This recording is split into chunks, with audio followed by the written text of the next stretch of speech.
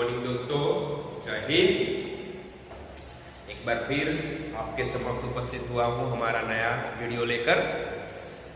दोस्तों, आज इस वीडियो में हम हमारी टेक्स्ट बुक के लेसन नंबर 4 यानी इकाई 4 जिसका नाम है कर्मयोगी लाल बहादुर शास्त्री, इसके लेखक है शंकर दयाल शर्मा, उस इकाई का अभ्यास करेंगे और उसमें जो बातें हमें बताई गई है, जो मूल्य इस इकाई से हमारे जीवन में सीखने को मिलते हैं, उसे हम हमारे जीवन में उतारेंगे। आपके पास टेक्स्ट बुक होगी तो आप टेक्स्ट बुक के पेज नंबर 19 को निकालकर वीडियो देखने बैठिएगा ताकि आपको वीडियो अच्छे से समझ आ सके। दूसरी बात कि कोई भी लैंग्वेज हो, लैंग्वेज हमेशा टेक्स्ट बुक के साथ ही पढ़ी जाती है, तब ही पढ़ने का मजा आता है।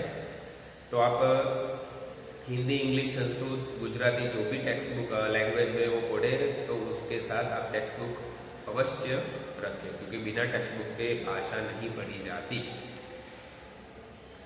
और बात दोस्तों कि ज्यादातर बच्चे वीडियो और लाइव क्लास के बाद जो वर्कशीट आती है वो वर्कशीट का होमवर्क करके भेजते नहीं।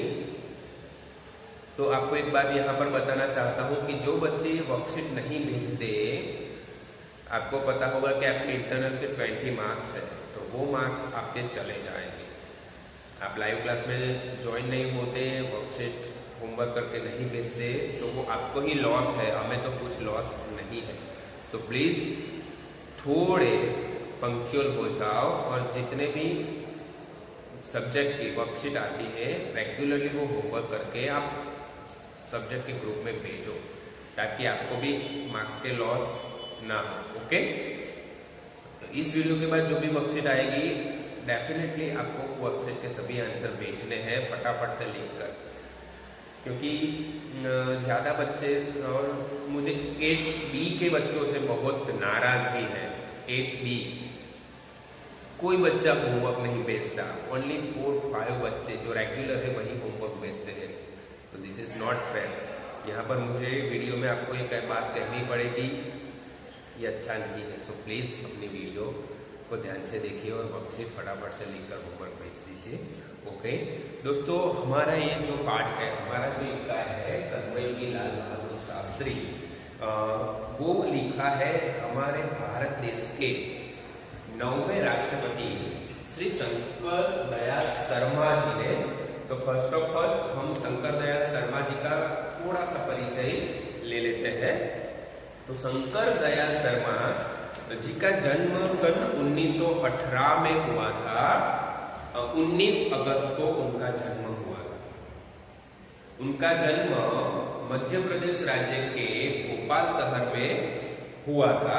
वह भारत के 9वें राष्ट्रपति थे। उनकी प्रारंभिक शिक्षा यानी उनका जो प्राइमरी एजुकेशन है वह मध्य प्रदेश राज्य में हुआ था।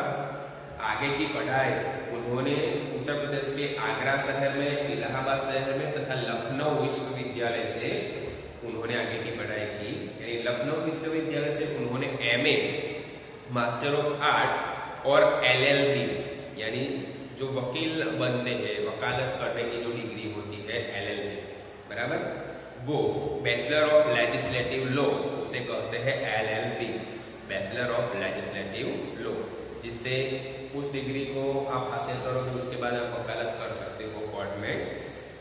तो उन्होंने MA और LLB की जो डिग्रियां थी, उपाधियां थी, वह लखनऊ विश्वविद्यालय से प्राप्त की। बाद में वह इंग्लैंड चले गए और वहां कैम्ब्रिज यूनिवर्सिटी में से उन्होंने PhD की डिग्री प्राप्त की। PhD यानी doctor of philosophy, doctorate of philosophy उसे PhD कहते हैं। वो डिग्री उन्होंने कैम्ब्रिज यूनिवर्सिटी में से प्राप्त की और वहीं पर एक वर्ष वह उसी कॉलेज में, उसी यूनिवर्सिटी में एज ए प्रोफेसर वह रहे और प्रोफेसर की जॉब की। तत्पश्चात यानी उसके बाद वह भारत वापस आए और भारत की राजनीति में सक्रिय हो गए। यानी उस समय इंडियन नेशनल कांग्रेस सबसे बड़ा राजकीय पक्ष था। इंडियन नेशनल कांग्रेस, जिसे आज हम ओनली कांग्रेस के नाम से जानते हैं, तो उस इंडियन नेशनल कांग्रेस पक्ष में वो जुड़े, यानी राजनीति का उनका जो जीवन था, राजकीय जीवन, वो वहां से शुरू हुआ। विधायक और सांसद के रूप में उन्होंने अपनी राजनीति प्रारंभ की, यानी फर्स्ट ऑफ फर्स्ट वो सांसद रहे और अपना राजनीतिक जीवन शुरू किया। और वो राजनीतिक यात्रा उनकी राष्ट्रपति के पद पर पहुंचने तक चली, यानी सांसद के बाद वह राज्यपाल बने, फिर उपराष्ट्रपति बने और फिर राष्ट्रपति बनकर भारत के सर्वोच्च नागरिक यानी सर्वोच्च पद पर वह जाकर बैठे और यहाँ पर उनकी राजनीतिक जीवन समाप्त हुआ। उन्होंने हिंदी और अंग्रेजी दोनों भाषाओं में अलग अलग पुस्तक लिखे हैं, जिनमें से कुछ इस प्रकार के हैं। पुस्तकों के नाम यहाँ पर दिए गए हैं: देशमणि, हमारे पथ प्रदर्शक, प्रतिष्ठित भारतीय तथा हमारे चिंतन की मूलधारा। ये उनके प्रमुख पुस्तकें हैं।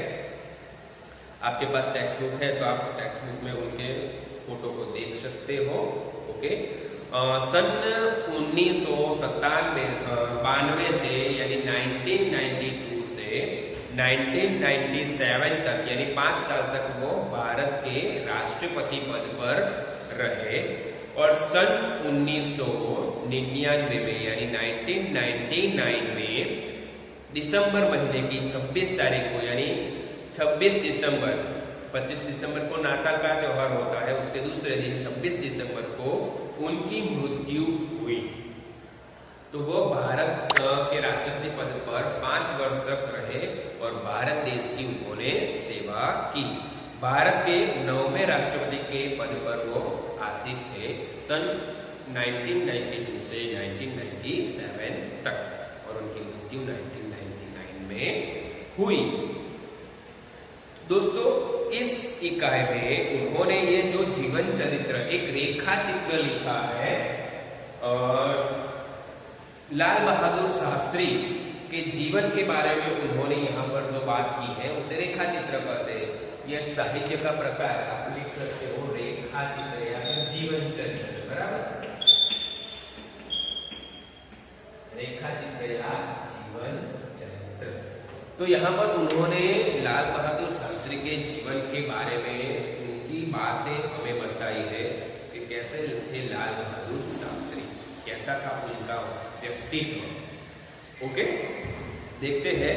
तो प्रस्तुत इकाई यानी कर्मयोगी लाल बहादुर शास्त्री रेखा चित्र में लेखक श्री शंकर दयाल शर्मा जी ने शास्त्री जी के व्यक्तित्व का विश्लेषण करते हुए यह निष्कर्ष प्रस्तुत करते हैं कि अपनी कर्मठता के गुण के कारण लाल बहादुर शास्त्री एक अति सामान्य परिवार से उठकर देश के प्रधानमंत्री पद तक पहुंचे। यहाँ पर शंकर दयाल शर्मा जी रेखा चित्र के रूप में एक व्यक्ति के बारे में हमें बताते हैं जिनका नाम है कर्मयोगी लाल बहादुर शास्त्री। कर्मयोगी उनके नाम के साथ जुड़े जाने वाला एक विशेषण है, बराबर।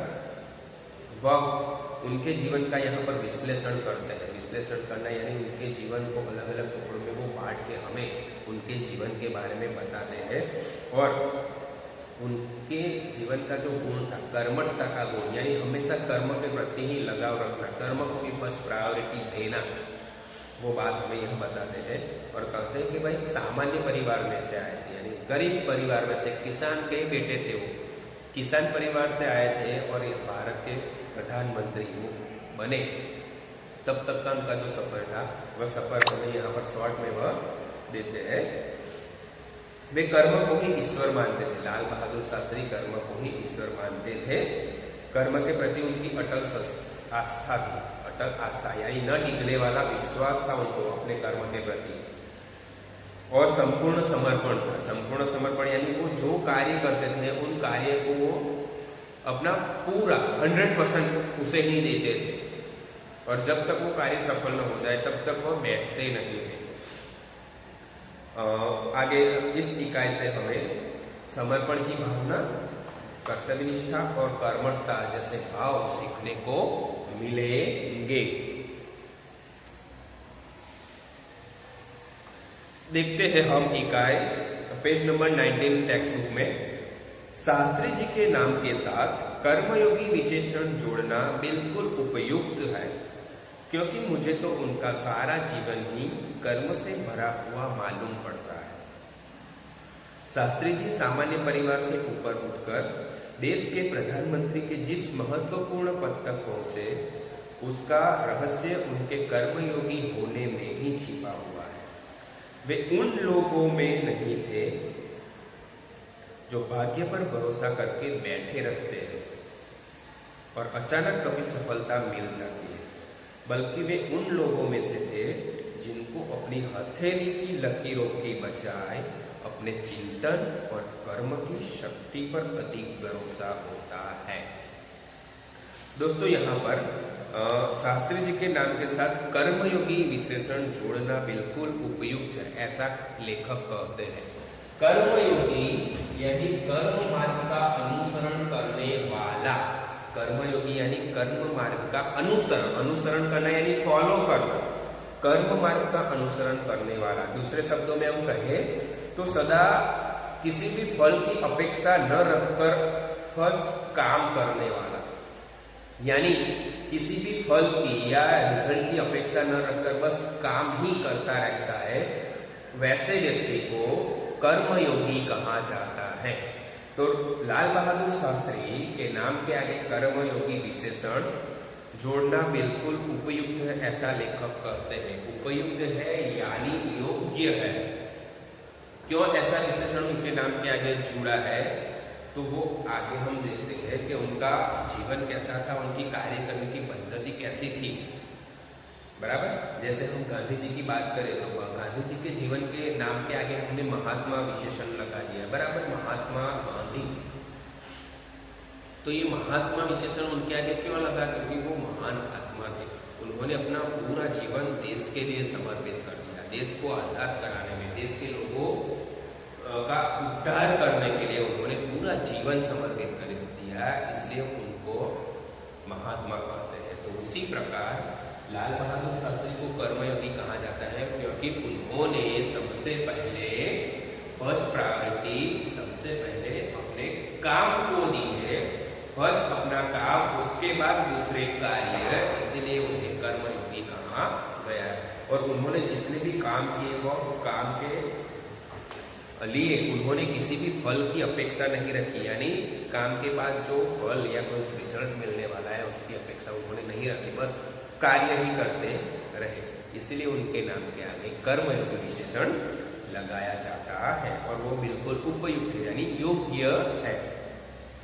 रीजन भी लेखक उसका देते हैं, क्योंकि मुझे तो उनका सारा जीवन ही कर्मों से भरा हुआ मालूम पड़ता है। लेखक कहते हैं कि मैं उनके नाम के आगे कर्मयोगी विशेषण लगाकर वो बिल्कुल योग्य है। क्यों?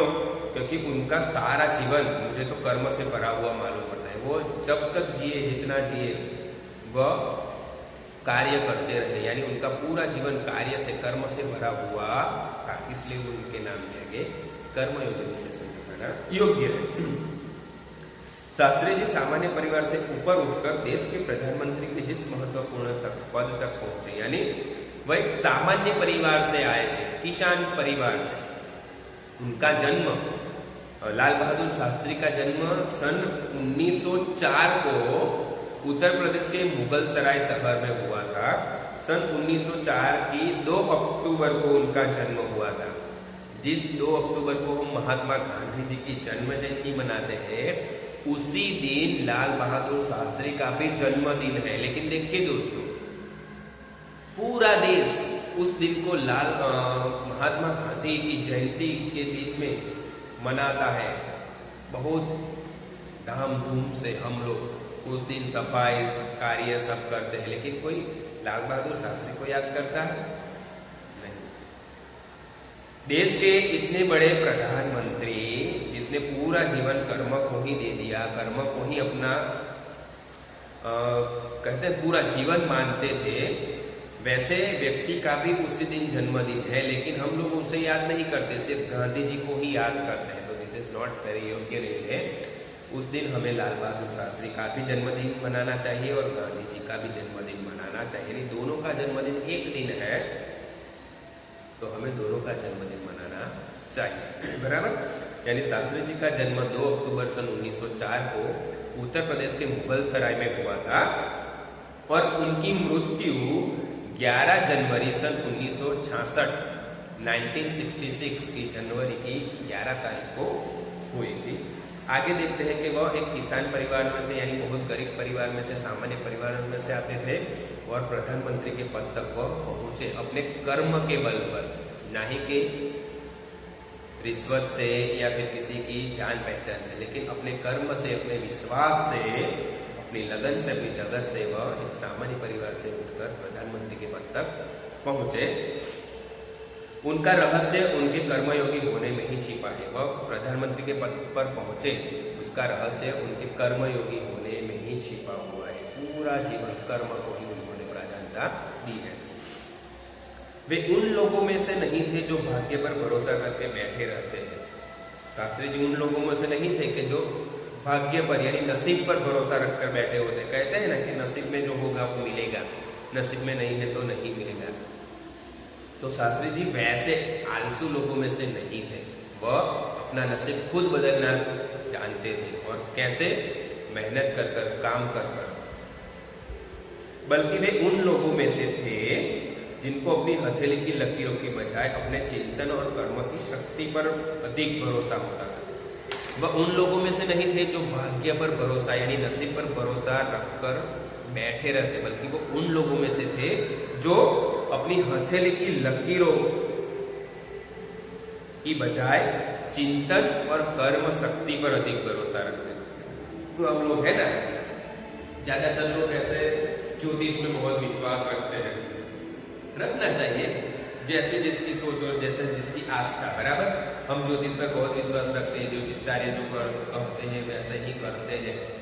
तो ज्यादातर लोग नसीब पर, अभी ज्योतिष में लिखा है नया साल हमारा आता है दिवाली के बाद, तो है ना, वो पूरा राशि फल सब पढ़ते हैं और कहते हैं कि राशि में जो लिखा है वो ही होगा। तो ऐसा नहीं है। नसीब हम अपना अपने आप लिख सकते हैं, ऊपर से कोई ऐसा नसीब लिखकर नहीं आया, वो तो सब नहीं बनाई हुई बातें हैं। तो लाल बहादुर शास्त्री वैसे लोगों में से नहीं थे।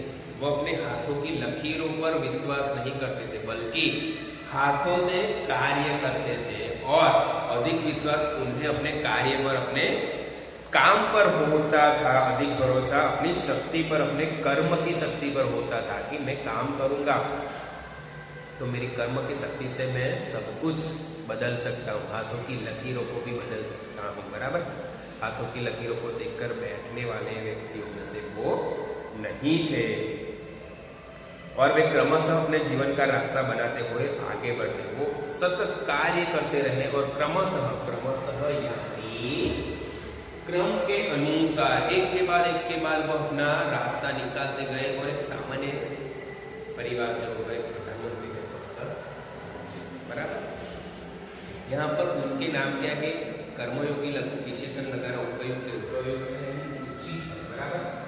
आगे तीसरा शब्द था रहस्य। रहस्य यानी वेद, रहस्य यानी वेद, कहते हैं ना सीक्रेट, रहस्य यानी सीक्रेट।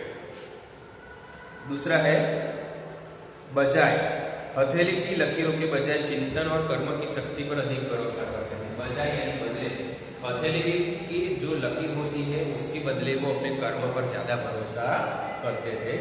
चिंतन यानी सोचना विचारना भी, बराबर। जितना वो सोचते थे विचारते थे उतना कार्य भी करते थे और अपनी सोच विचार और अपने कार्य की शक्ति पर उन्हें ज्यादा भरोसा था। आगे शास्त्री जी के लिए कर्म ही ईश्वर था और इसके प्रति बिना किसी फल की आशा किए संपूर्ण भाव से समर्पित रहते थे। देखो, कर्म ही उनका ईश्वर था, कर्म यानी कार्य, काम ही उनका भगवान था।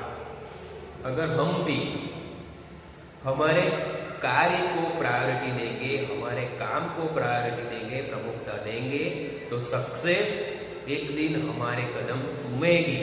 लेकिन इसके लिए हमें हमारी आलस्य त्याग देनी है, आलस त्याग देना है और हमारे कार्य को प्रायोरिटी देनी है। बाकी सब कामों को उसके बाद में। फर्स्ट हमारा जो कार्य है, हमें जो करना है। आप बच्चे हैं तो आपका भी प्रमुख कार्य क्या है? सिर्फ पढ़ना और लिखना। तो आपको पढ़ाई लिखाई को ज्यादा प्रमुखता, ज्यादा प्रायोरिटी देनी चाहिए, बाकी सबको बाद में, तब जाकर आपको सक्सेस मिलेगा। तो शास्त्री जी भी यही करते थे, अपने कार्य को ज्यादा प्रमुखता देते थे और अपने कर्म को ही ईश्वर भगवान मानते थे और उसके प्रति किसी भी फल की आशा किए बिना वह संपूर्ण भाव से समर्पित रहते थे। किसी भी फल की आशा, वह कार्य करते थे तो कार्य का रिजल्ट क्या आएगा, उसके बाद मुझे क्या मिलेगा, ऐसा उनका स्वार्थ नहीं था। वह बिना किसी फल की आशा किए बिना ही अपना कार्य करते थे और कार्य के साथ साथ वह संपूर्ण भाव से समर्पित भी रहते थे। यानी जो कार्य करते थे उसमें अपना 100% डाल देते थे और तभी जाकर वो कार्य बहुत अच्छा होता था, सक्सेस हो जाता था। तो हमें भी ऐसा करना है, बराबर। चिंतन यानी सोचना विचारना, क्रमशः क्रम के अनुसार और समर्पित करने, अर्पित होना, पूरा उस कार्य में लग जाना, मन से, कर्म से, वचन से उस कार्य में लग जाना, तभी जाकर सक्सेस मिलेगा।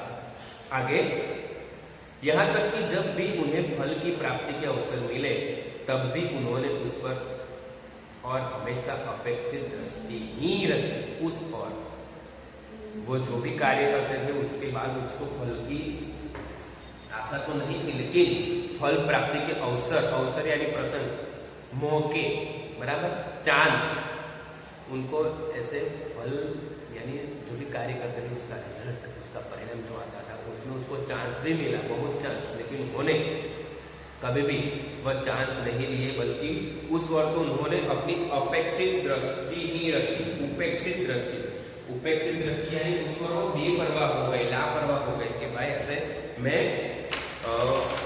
फल के लिए या उसके रिजल्ट के परिणाम के लिए कोई कार्य नहीं करता, मैं तो बस कार्य करना है उसके लिए ही कार्य करता हूँ। तो वो उनको चांस ऐसे बहुत मिले काम के बाद, लेकिन वो चांस उन्होंने गवा दिए मीन्स वो लापरवाह रहे कि भाई मुझे ऐसे कोई चांस नहीं चाहिए। हम कहते हैं ना भाई मैं तुम्हारा काम कर लूँ तो मुझे क्या मिलेगा, मुझे कुछ लाभ होगा, हम पहले ये सोचते हैं उसके बाद कार्य करते हैं। शास्त्री जी वैसे नहीं थे, वह कभी भी मुझे क्या मिलेगा वैसा सोचते ही नहीं थे, बस कार्य करना है कर देते थे और उसमें 100% अपना लगातार कार्य करते थे। आगे उनका जीवन दर्शन गीता के निष्काम कर्मयोगी का प्रतिरूप था। उनका जीवन दर्शन कैसा था? तो भगवान श्री कृष्ण ने भगवद गीता में कहा है, निष्काम कर्मयोगी यानी जो मनुष्य किसी भी फल की अपेक्षा नहीं रखता, यानी फल के प्रति वो अनासक्त होकर सिर्फ कार्य करता है, उसे कहते हैं निष्काम, बराबर। निष्काम यानी फल की अपेक्षा न रखने वाला। तो कर्मयोगी भी निष्काम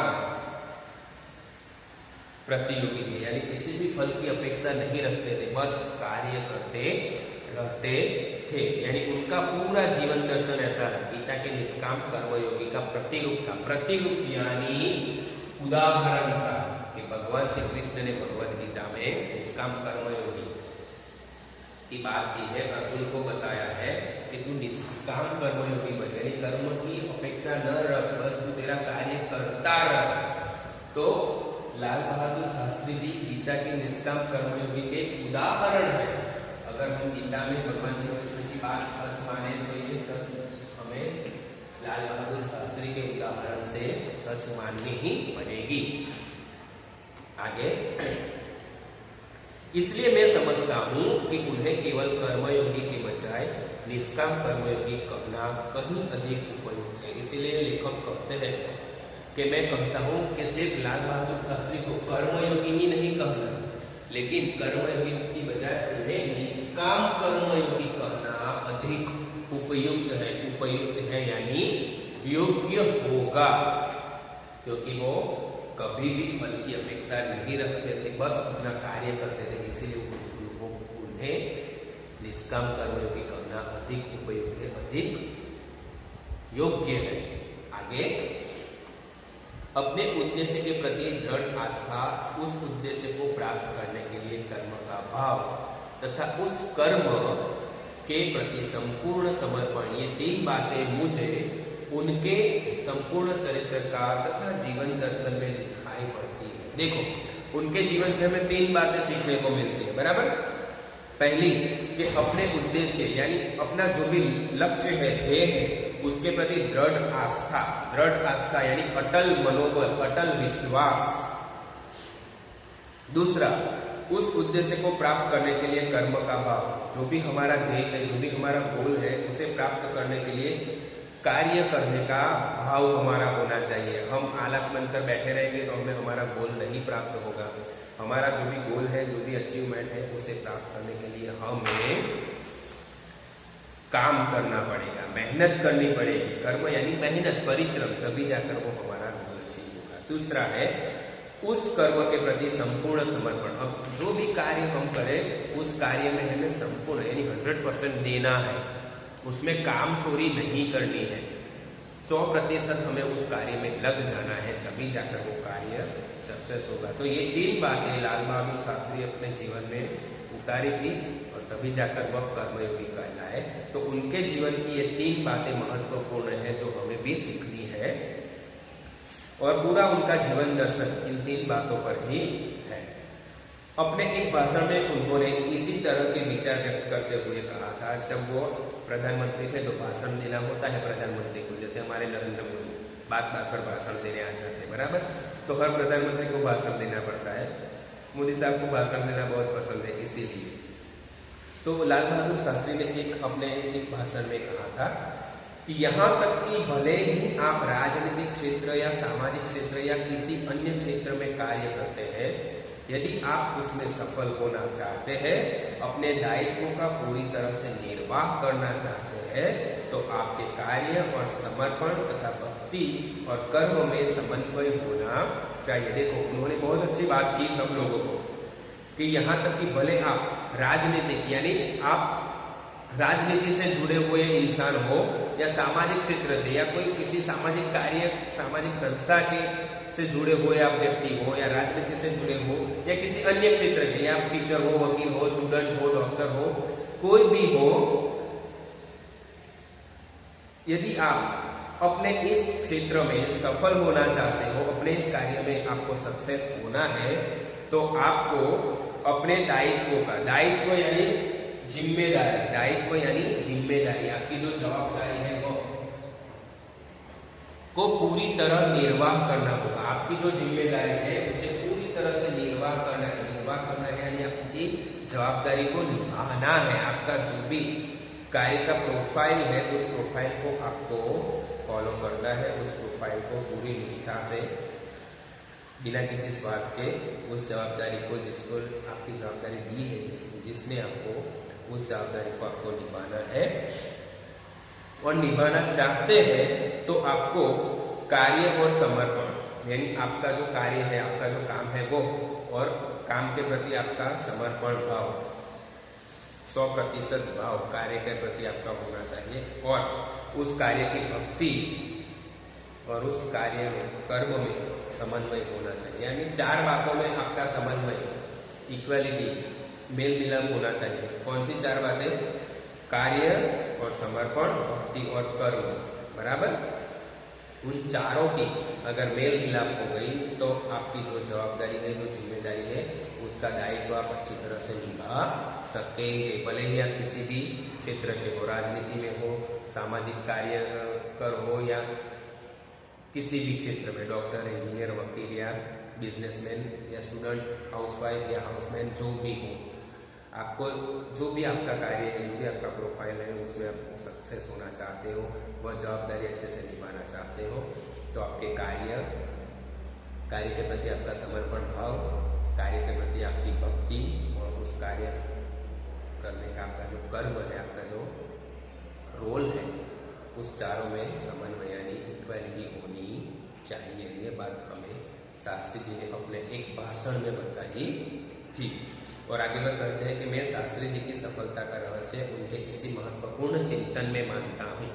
लेखक कहते हैं कि शास्त्री जी इतने सफल हुए, एक सामान्य परिवार से प्रधानमंत्री बने, तो उन सफलता का रहस्य यानी वेद उनके इस महत्वपूर्ण चिंतन में यानी सोच में है, विचार में है कि हमें हमारे कार्य के प्रति कभी भी काम चोरी नहीं करनी चाहिए। जो भी हमारा कार्य है वह कार्य हमें निष्ठा से, आस्था से, विश्वास से करना चाहिए और उसमें हमारे 100% लगा देंगे, यानी पूरी तरह से उस कार्य में घुल जाना है। जैसे दूध में चीनी डालो, शक्कर, शुगर, तो कैसे वो थोड़ी देर में दूध के साथ मिक्स हो जाती है, इसी प्रकार हमें भी हमारे कार्य में मिक्स हो जाना है, घुल जाना है। आगे कहता है, साथ ही यह भी मानता हूँ, लेखक कहते हैं कि साथ ही यह भी मैं मानता हूँ कि किसी भी व्यक्ति, समाज और देश के विकास का रहस्य किसी भक्ति और कर्म के सिद्धांत में निहित है। यानी किसी भी व्यक्ति का विकास, समाज का विकास या पूरे देश का विकास का जो रहस्य वेद है वह अपने कार्य की भक्ति और कर्म के सिद्धांत में ही निहित है, यानी उसमें ही है। निहित होना यानी उसमें ही होना, बराबर, निहित होना यानी उसके भीतर, उसके अंदर ही है, बराबर। तो दोस्तों आज इस वीडियो में हम यहाँ तक पेज नंबर 20 तक सेकंड पैराग्राफ तक रुकते हैं। नेक्स्ट वीडियो में आगे की बात हम करेंगे, लाल बहादुर शास्त्री के जीवन की और बातें जानेंगे। तब तक आप घर में ये इकाई एक बार अवश्य पढ़ लेंगे, ताकि आप पढ़ोगे तो आपको कुछ बातें याद हो जाएगी और ज़्यादा समझ आएगा। ओके, तो एक बार अवश्य ये पाठ घर पर पढ़िएगा। मिलते हैं नेक्स्ट वीडियो में आगे की बातें लेकर। Okay, bye.